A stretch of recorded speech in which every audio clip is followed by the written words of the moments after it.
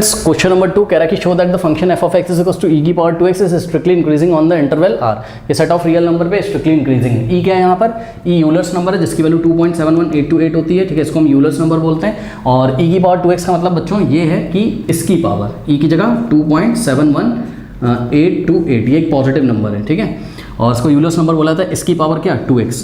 और x किसको belong कर रहा है? x बिलोंग कर रहा है किसको? r को। डोमेन ये r कहना चाहते हैं, मतलब आप x कुछ भी चूज़ करिए r में से, तो हमेशा आप यहाँ पे x की कुछ भी वैल्यू रखो, कोई भी रियल नंबर रखो, ठीक है। अगर x1 is less than x2 है, मतलब कि समझो जरा, आपने दो नंबर चूज़ किए, एक क्या है?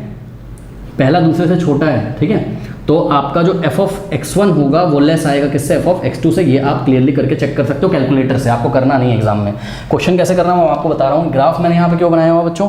ग्राफ मैंने इसलिए बनाया हुआ है ताकि आपके कॉन्सेप्ट क्लियर हो, आपका विजुअलाइजेशन अच्छा हो और आप एग्जाम में भूलो नहीं। क्वेश्चन कैसे सॉल्व करना वो तो मैं आपको बताऊंगा, लेकिन इस ग्राफ को देखो। ये ग्राफ हमने बताया f of x is equals to e to the power 2x का, ठीक है। तो जब आप लेफ्ट से राइट जाओगे तो ये कंटिन्यूअसली इंक्रीजिंग है, चेक कर लो। लेफ्ट से राइट का मतलब आप माइनस इन्फिनिटी से कहाँ जाओगे? प्लस इन्फिनिटी की तरफ, तो ये कॉन्टिन्यूसली इंक्रीजिंग है। और ये एक्स एक्सेस वाली लाइन ही तो सेट ऑफ रियल नंबर है, ठीक है, तो ये इंक्रीजिंग तो है। अप्रूव कैसे करेंगे वो मैं आपको बताऊंगा एग्जाम में।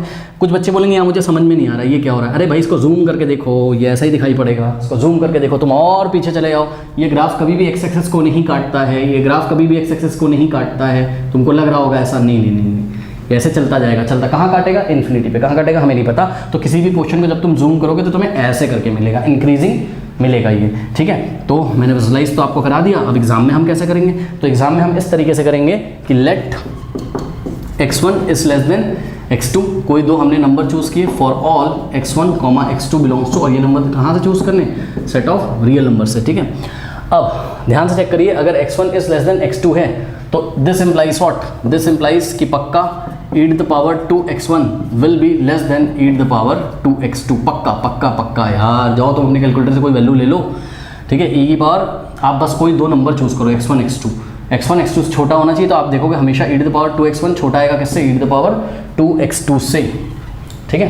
तो ये क्या है आपका? ये आ गया आपका f ऑफ, ये क्या है आपका? f ऑफ x1 ही तो बना है यार, ये f ऑफ x क्या है? e की पावर 2x, तो f ऑफ x1 क्या होगा? e की power 2x1 is less than, ये क्या बन गया आपका? f ऑफ x2 बन गया, ठीक है। हेंस प्रूव्ड, ये स्ट्रिक्टली क्या है? इंक्रीजिंग। अब बच्चे मेरे को बोलेंगे फर्स्ट प्रूव हो गया, आंसर सब आ गया, आपको मार्क्स वार्क्स सब कुछ मिल गए। बच्चे बोलेंगे फर्स्ट डेरिवेटिव टेस्ट क्यों नहीं लगा के दिखाया? अरे भैया f डैश ऑफ x अगर मैं निकालूँ, इसका डेरिवेटिव क्या आएगा? e की पावर का, e की पावर 2x का e की पावर 2x होता है, और 2x का करोगे तो क्या आ जाएगा? 2।